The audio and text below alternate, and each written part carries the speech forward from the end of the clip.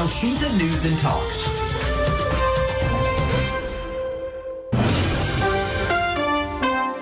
Elshinta News and Talk. Pendengar, menjaga netralitas aparatur sipil negara menjelang berlangsungnya pemilu 2024 memiliki tantangan tersendiri. Hal ini mengingat ketidaknetralan ASN dalam pemilu akan berdampak pada pelanggaran sistem merit dan penyimpangan dalam tata kelola pemerintahan. Bagaimana menjaga netralitas ASN jelang pemilu 2024? Kita akan jumpai Komisioner Komisi Aparatur Sipil Negara, Ari Budiman.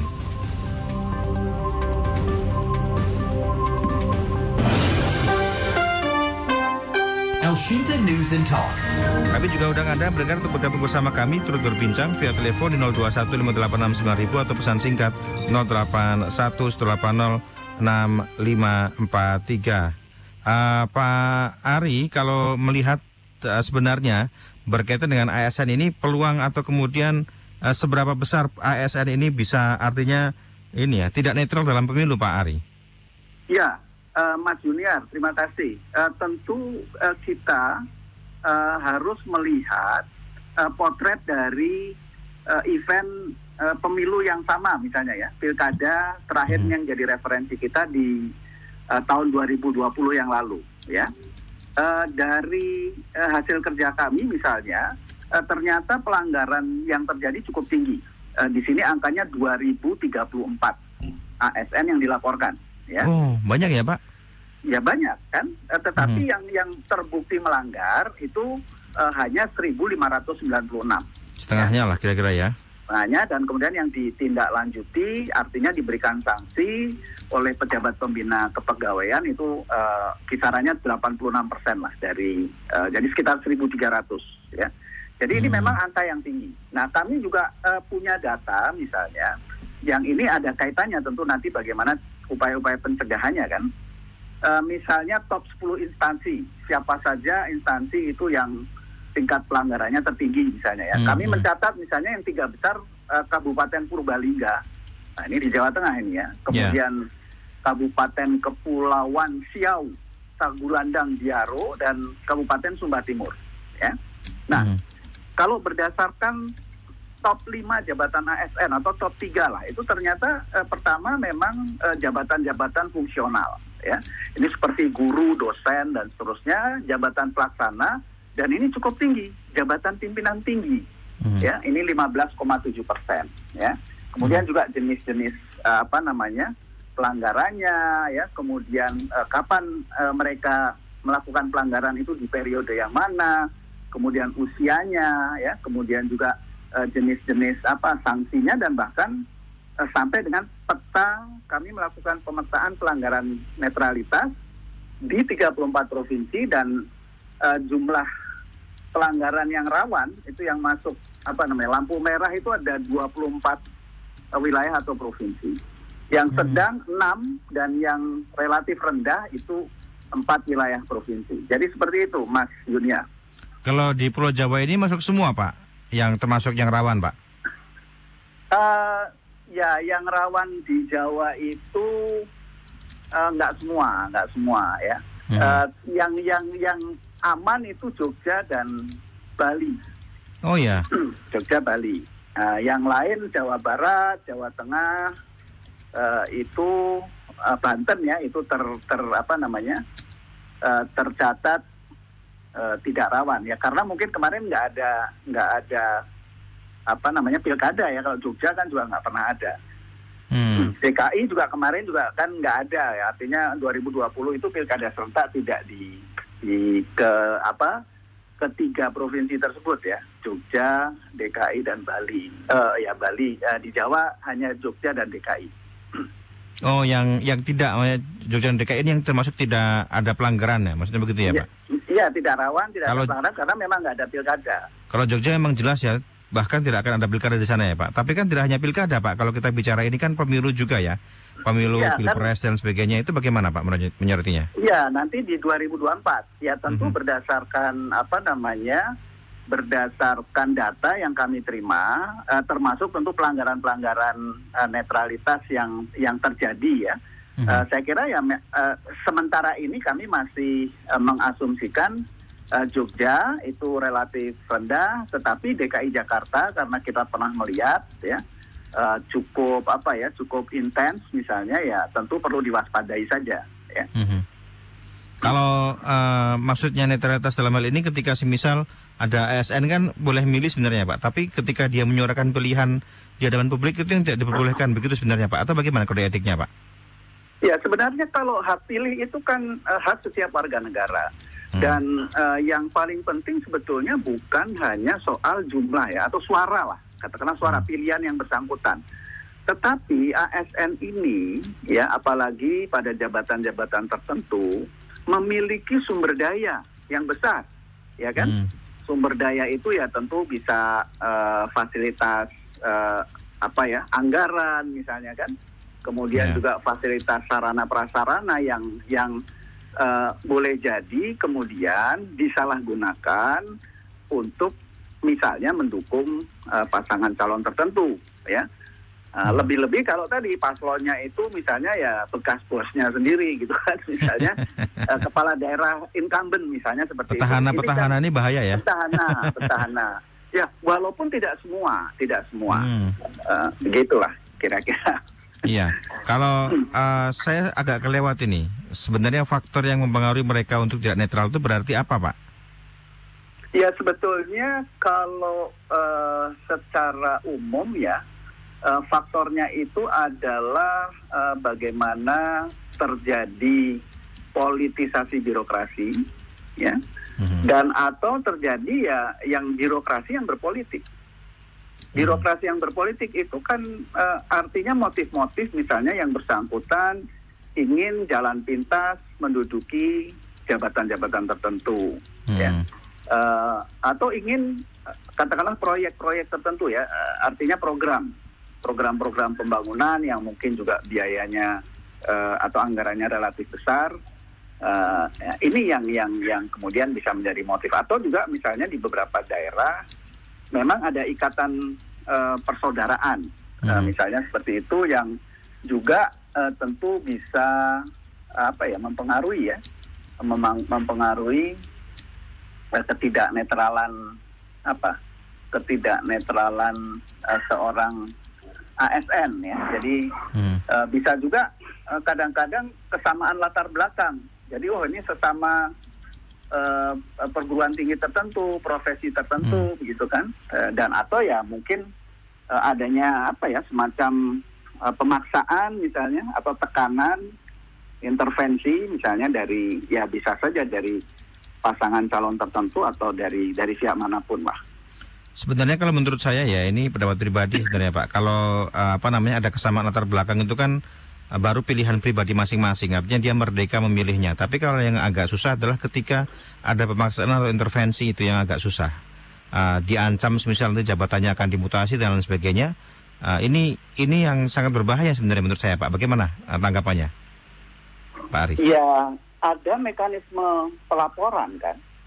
Jadi sebenarnya katakanlah seorang staf ketika mendapat tekanan gitu ya, dari apakah atasan langsungnya atau kemudian pimpinan tingginya ya, atau bahkan mungkin dari katakanlah tim sukses gitu ya, dari pasangan calon tertentu, ya dia dilaporkan. Karena apa? Karena juga prinsip dari pengawasan yang dilakukan oleh Komisi Aparatur Sipil Negara ini juga aspek perlindungan kepada ASN. Jadi kami tidak mengedepankan sanksi misalnya ya, atau kemudian mencari-cari ASN yang kemudian tidak netral, tetapi justru kami juga utamanya sebetulnya melakukan perlindungan gitu.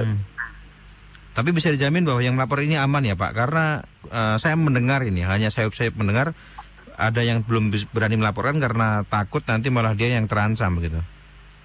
Ya saya kira memang itu kondisi yang wajar ya, artinya kecemasan terhadap hal tersebut memang ada begitu ya.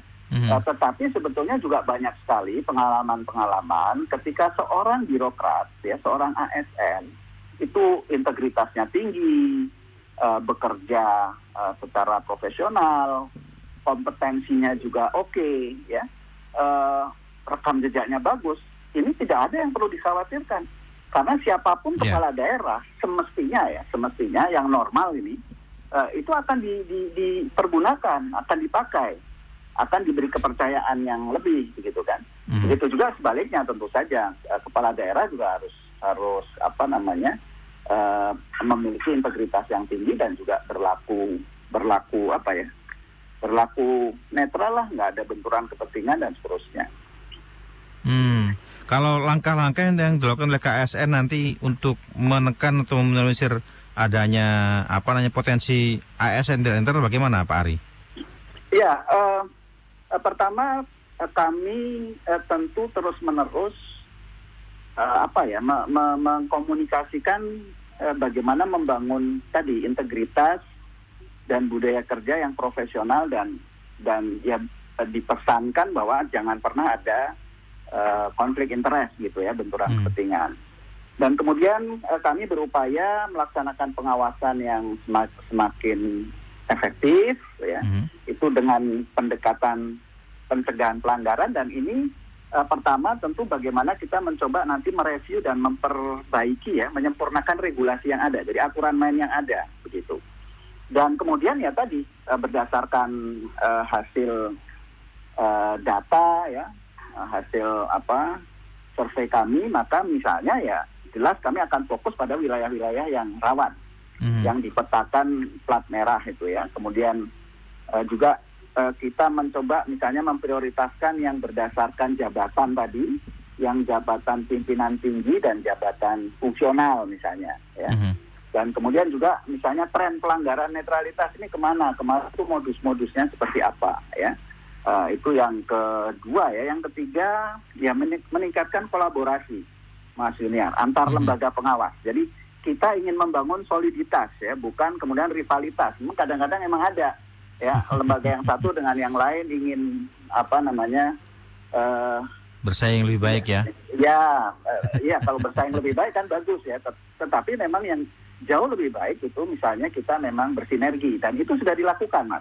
Jadi misalnya KSN itu kita punya regulasi tentang bagaimana pedoman pengawasan netralitas, yaitu bersama-sama dengan Kementerian Pan-RB, dengan Kementerian Dalam Negeri, dengan BKN ya, Badan Kepegawaian Negara, dengan Bawaslu dan juga KSN. Dan kemarin alhamdulillah kita juga baru saja melakukan MOU itu dengan ORI, Ombudsman Republik Indonesia. Dan ini juga upaya-upaya tentu saja untuk kami secara internal lembaga-lembaga pengawas ini bergandengan tangan lah ya, gotong royong untuk bisa melaksanakan pengawasan yang lebih efektif, dengan catatan kami butuhkan dukungan dari masyarakat luas ya, organisasi sipil, kemasyarakatan, LSM dan media ini, Mas. Jadi tolong El Sinta juga 2 tahun ke depan ini harus lebih lebih intens ikut menjaga ASN. Kita memang selalu terus mengawal sebenarnya, Pak Ari. Tapi kalau melihat, kita perlu mempertegas sebenarnya sanksi bagi ASN yang tidak netral ini ada tidak sebenarnya, Pak? Oh ya, pasti ada, Thomas. Jadi sanksi itu kan macam-macam. Ada yang sanksi moral ya, kemudian misalnya sanksi disiplin, ada disiplin ringan, disiplin sedang dan disiplin berat. Ya, sanksi itu ada. Dan kalau boleh saya sampaikan datanya ya, misalnya yang tertinggi sanksi yang diberikan itu hukuman disiplin sedang ya, itu ada 55,4% lah. Jadi dari data tadi ada 1.500 lebih yang melakukan pelanggaran itu, 884 orang itu dikenakan hukuman disiplin sedang. Nah, hukuman disiplin sedang itu apa misalnya ya? Disiplin sedang itu misalnya berupa misalnya pemotongan tunjangan kinerja ya, atau kemudian juga pemotongan barangkali tunjangan kinerja sih. Tetapi ini memang kalau nggak salah hukuman sedang ini menunggu peraturan pemerintah tentang gaji ya. Tetapi yang mungkin bisa saya sampaikan hukuman disiplin berat misalnya itu berupa penurunan jabatan setingkat lebih rendah ya, atau bahkan pembebasan dari jabatan selama setahun misalnya ya, dan bahkan pemberhentian dengan hormat ya, pemberhentian dengan hormat. Dan ini kalau hukuman berat ini misalnya dampak kerugiannya itu merugikan negara misalnya begitu. Kalau disiplin sedang ini ya merugikan instansinya. Kalau disiplin ringan ini adalah bukti-bukti atau pertimbangan-pertimbangan ya merugikan unit kerjanya gitu. Misalnya kalau di daerah itu merugikan dinasnya atau merugikan Pemprov gitu ya, atau pemerintah kabupaten, pemerintah kota ya yang berat itu merugikan negara. Gitu Mas. Jadi adalah sanksinya dan ini kita lakukan. Iya, tadi disampaikan koordinasi juga dilakukan ya. Berarti dengan Bawaslu juga, kemudian dengan siapa lagi Pak yang bisa diajak koordinasi untuk melakukan pengawasan Pak?